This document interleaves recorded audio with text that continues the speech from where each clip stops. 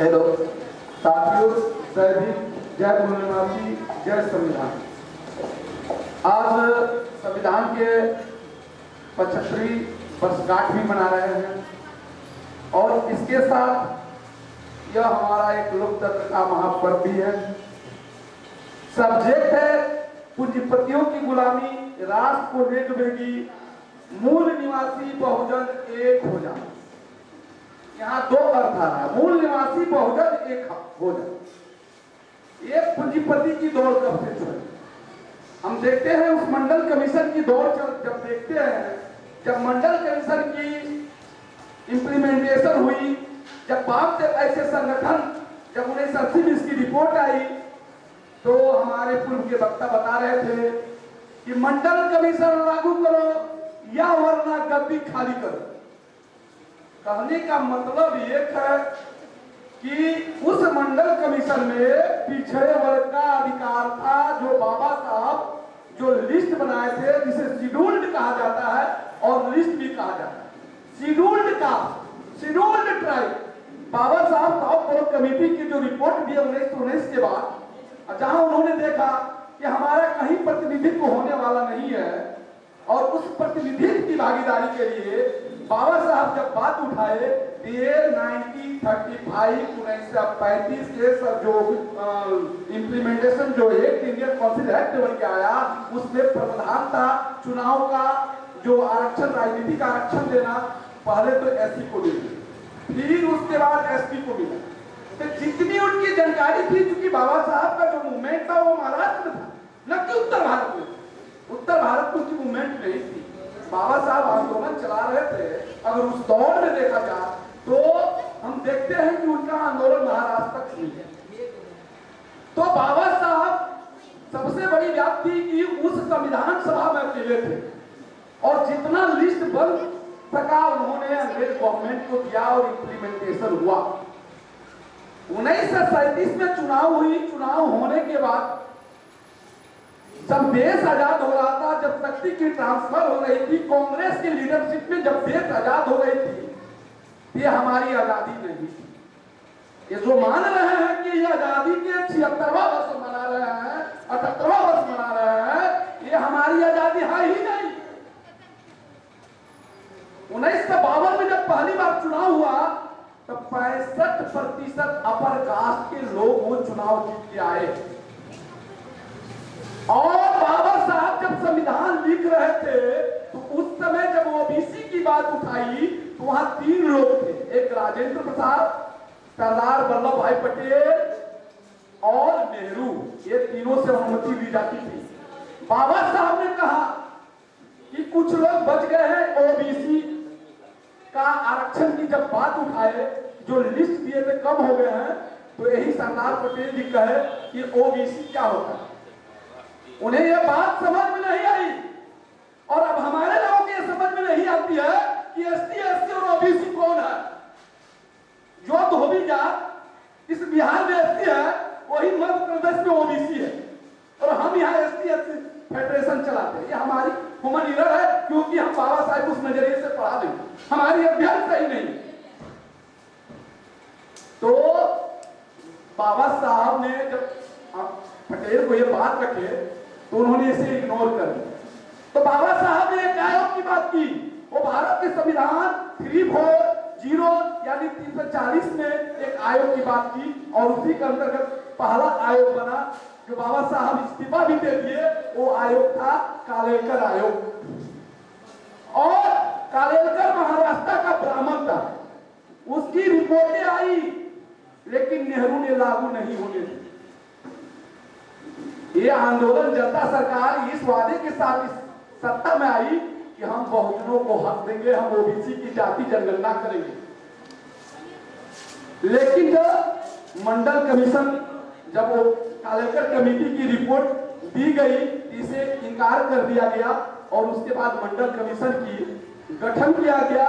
और उस मंडल कमीशन का जो रिपोर्ट 1921 की जनगणना में आई, और जब मंडल कमीशन की जब बात उठी, तब ये दौर चला प्राइवेट का, क्योंकि ब्राह्मण वर्ग किसी भी हाल में ओबीसी को जाति आधारित जनगणना नहीं, वो तो दूर की बात है, उन नहीं चाहती है। अंग्रेज अच्छा थे, 1931 में पिछड़े वर्ग का जनगणना कर दिया, लेकिन ये अंग्रेजों से भी खतरनाक है कि आज देश की आजादी की 78 वर्ष हो गई और पिछड़े वर्ग की जाति जनगणना नहीं हुई। ये कितनी दुखद बात है। ये गलती उनकी नहीं है, ये गलती हमारी है। अगर हम पिछड़े वर्ग के लोग इस संगठन के अंतर्गत आके आंदोलन करके चाहे तो हम जाति जनगणना करा सकते हैं, लेकिन हम भीख मांग रहे हैं। कांग्रेस और बीजेपी दोनों हमारी जाति जनगणना नहीं की है। और इस देश में अगर देखा जाए तो वो कार्यपालिका हो, वो विधायिका हो, वो न्यायपालिका हो, ये ठकुरबाड़ी बन गया है। ये हमारा वहां कुछ नहीं। हमारे जो नेता है वो डिपेंडेंट है, इंडिपेंडेंट नहीं है, क्योंकि यूपीए और एनडीए बना के शासन हो रहा है। जो कांग्रेस मर चुकी थी, जो कांग्रेस को 90 में खत्म कर दिया, जो कांग्रेस को अधिकार नहीं देती थी। आप 1979 का आंकड़ा देखिए, प्रतिदिन देश में सांप्रदायिक दंगे होते थे, जाति और वर्ग की लड़ाई चल रही थी। आज वामपंथ ने एक काम किया कि मूल निवासी कंसेप्ट लेके आए, लेकिन उनके पेट में दर्द हो रहा है कि अगर मंडल कमीशन लागू हो भी गया, इसके एवज में उन्होंने प्राइवेट का माइंड में लाया। और ये प्राइवेट का डिजाइनिंग करने वाला पीवी नरसिम्हा राव और मनमोहन सिंह की सरकार थी। इन्हें मिस्टर कॉर्पोरेट कहा जाता है। और इस प्रकार पिछड़े वर्ग का हक अधिकार मारा गया। ये जो नौकरियां थी, पिछड़े वर्ग कहीं देखने को नहीं मिल रहे हैं। पिछड़े वर्ग का आज स्थिति बहुत बदतर है, एसटी एससी से भी बदतर है। जब मंडल कमीशन की रिपोर्ट आई तो एक आईएएस था पिछड़े वर्ग एक। और आज क्या हो रहा है, ईडब्ल्यूएस आरक्षण आ गई। आप देखिए बिहार पुलिस में लड़कियों का क्या हो रहा है। पिछड़े वर्ग की लड़की 64 नंबर पर, ईडब्ल्यूएस की लड़की 58 नंबर पर। आप नीट में रिजल्ट देखिए, उसका क्या रिजल्ट हो रहा है। एसटी एससी के रिजल्ट के बराबर ईडब्ल्यूएस का रिजल्ट हो रहा है। इस प्रकार हमारी नौकरी खत्म की जा रही है। निजीकरण में हमारा कहीं आरक्षण का प्रावधान नहीं है। आरक्षण कोई गरीबी निवारण कार्यक्रम नहीं है साथियों, ये फंडामेंटल राइट के तहत आता है। फंडामेंटल राइट 15(4) और 16(4) जो बरसों से हमारे साथ सामाजिक भेदभाव हुआ था। जानवर छूने से वो परहेज नहीं करते थे, लेकिन हमें छूने से भी परहेज करते थे। यहाँ इस देश में हम जानवर से भी बदतर जिंदगी काट रहे थे। ये बाबा साहब का मूवमेंट था कि आज हम कुर्सी पर बैठ रहे हैं, आज पीएम सीएम डीएम बन रहे हैं। ये उनका मूवमेंट का दिन है, लेकिन उस मूवमेंट को अब डाइट किया जा रहा है। उस मूवमेंट को डाइट करने का काम निजीकरण से किया जा रहा है। सरकारी नौकरी मात्र 10% है, जबकि बिजनेस, व्यापार, ठेकेदारी, अन्य चीजों में 90% नौकरियां होगी। लेकिन वो नौकरी किनके कैप्चर में है? हमारा जो जनरेशन आ रही है वो बेरोजगार हो रही है, वो हताश है, वो सुसाइड कर रहे हैं। बाबू जगदेव ने कहा था, बेटे की लाश घर में पड़ी हो, ब्राह्मणवाद के खिलाफ कहीं चर्चा हो रही है तो पहले उसने भागो, बेटे की लाश बाद में दफन करना। क्योंकि आज एक बेटा मरा है, अगर कल ब्राह्मणवाद सर उठा लिया तो आपके कितने बेटे मारे जाए। एक अनहरा बाबा है जो कहता है इसको हम हिंदू राष्ट्र बनाएंगे। हिंदू राष्ट्र दोबारा बनाया जाएगा? शुरुआती दौर में एसटी एससी लोगों पर इतना अत्याचार हुआ। यादव कहते हैं 26 करोड़ है, और उनके माथे पर देखिए क्या किया गया, नाक लगवाया गया। अपोजिशन में है उत्तर प्रदेश 40 सीट, बिहार में अपोजिशन का लीडर। सामाजिक समान नहीं, बाबा साहब ने कहा अगर स्वाभिमान नहीं है तो जीवन भी सही नहीं है। जिस इंसान के पास स्वाभिमान मर जाती है वो मुर्दा इंसान होता है, और आपके स्वाभिमान के साथ खिलवाड़ किया गया और आप चुप हैं, आप बोल नहीं रहे हैं, आप रोडों पर नहीं है। इसके मतलब कि हिंदू राष्ट्र बन चुका। मनुस्मृति जो दंड विधान की कानून थी वो धार्मिक किताब नहीं है। आज मनुस्मृति का शासन इम्प्लीमेंटेशन हमारे देश में ऑलरेडी हो चुका है। आज रिलायंस ने सर्वे किया, कुछ कॉर्पोरेट मंदिर है, टोटल 3500 कॉर्पोरेट मंदिर है इस देश में, और उन मंदिरों के माध्यम से आपका पूजा पाठ को भी वो बिजनेस के रूप में ले रहे हैं। करोड़ों रुपया की कमाई है उसमें। पुजारी को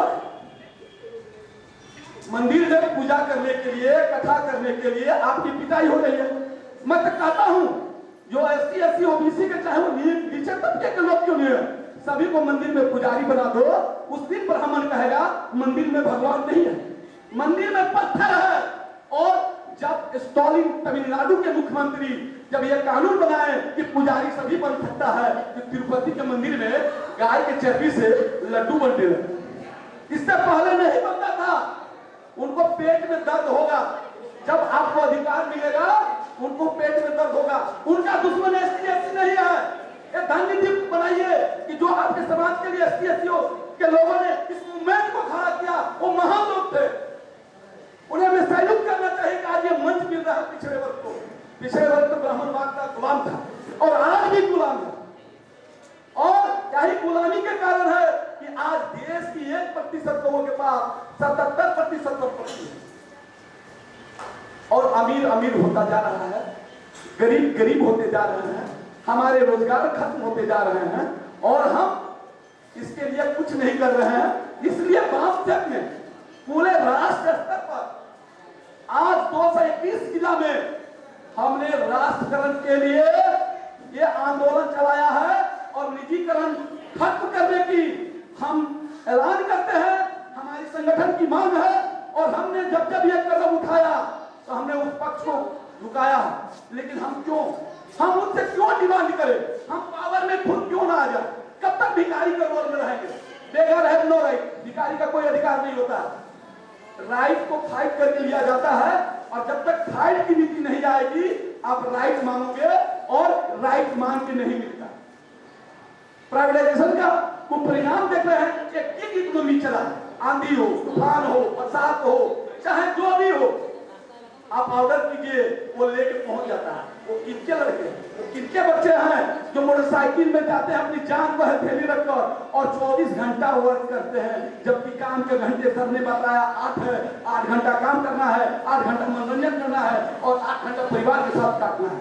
क्या आप जो सरकारी जॉब में है उनके साथ ऐसी आनंद मिल रही है? आज यहाँ भी उसका ब्राह्मणीकरण किया गया है, क्योंकि सचिव से लेके बड़े बड़े पदाधिकारी लैटरल एंट्री से मार के और हमारे जो लोग जो 3rd क्लास में कर रहे हैं, 2nd क्लास में कर रहे हैं, उनके साथ भेदभाव हो रहा है और वो फुर्सत में नहीं है। उनसे सरकारी तंत्र में आज 16 घंटे कम दिया जा रहा है। बाबा साहब की एक लड़ाई थी, मात्र 11% लोगों को वोट गिराने का इस देश में अधिकार मिला था। बाबा साहब ने कहा तो फिर तो वही होगा, वही क्रमन शक्ति बस, वही इस देश के मालिक रहेंगे, हम कहां रहेंगे? तब बाबा साहब की डिमांड पर 89% लोगों को वोट गिराने का अधिकार मिला। आज वो जो आपकी पावर की शक्ति है, जो आप संसद भवन में नेता चुन के भेज रहे हैं, वो भी आपका अधिकार खत्म होगा और वोट खत्म होने के मतलब आपके ऊपर NRC लागू होगी। बिहार भी एक केस चल रही है और मनिहारी में जेल बंद रहा है असलम, जिनकी नागरिकता साबित नहीं होगी वो जेल में होंगे। आप ये मत सोचिए कि हम गुलामी के दौर में नहीं है और हम हिंदू राष्ट्र के दौर में नहीं है। हम हर समय प्रताड़ित है, चाहे सरकारी नौकरी में प्रताड़ित हो, चाहे सड़क पर प्रताड़ित हो, चाहे मंदिर में प्रताड़ित हो, जहां भी हो हमें प्रताड़ना मिलती है। रेल में 3 महीना पहले रिजर्वेशन कराना होता है। मैं पटना के बाम से के मूवमेंट में मेरे साथ मेरे दोस्त अनिल थे, जब हम लोग ने चढ़ा तो हमें वहां से आने के लिए लेटिंग रूम में खड़ा रहना पड़ा। हम दोनों दोस्त लेटिंग रूम में खड़ा होगा इस मूवमेंट के। तो ये सोचना होगा कि देश की 80% वर्कर हमारे पास है, 80% श्रम हम करते हैं, उत्पादन हम ही करते हैं, क्या उसका उपभोग हम कर पा रहे हैं? अगर हम उपभोग नहीं कर पा रहे हैं तो हम गुलाम हैं।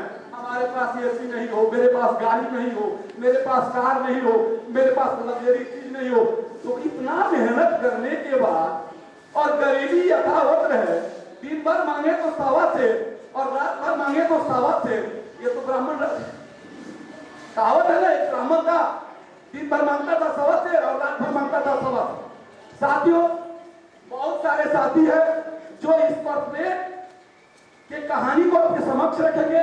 कॉर्पोरेट की दुष्परिणाम बेड रिजल्ट समाज में किया जा रहा है, ये बहुत गंभीर चिंता का विषय है। और आप जहां भी ब्राह्मण को देखिएगा वो प्राइवेट की बात करेगा और हम बहुजन हर जगह ये वरण में कि हम सरकारीकरण की बात करेंगे, तभी आने वाली पीढ़ी को बचाएंगे। ये मूवमेंट हमारा नहीं है, बल्कि आने वाली जनरेशन की लड़ाई चल रही है। जय भीम, जय मूल निवासी। जय संविधान, जय भारत।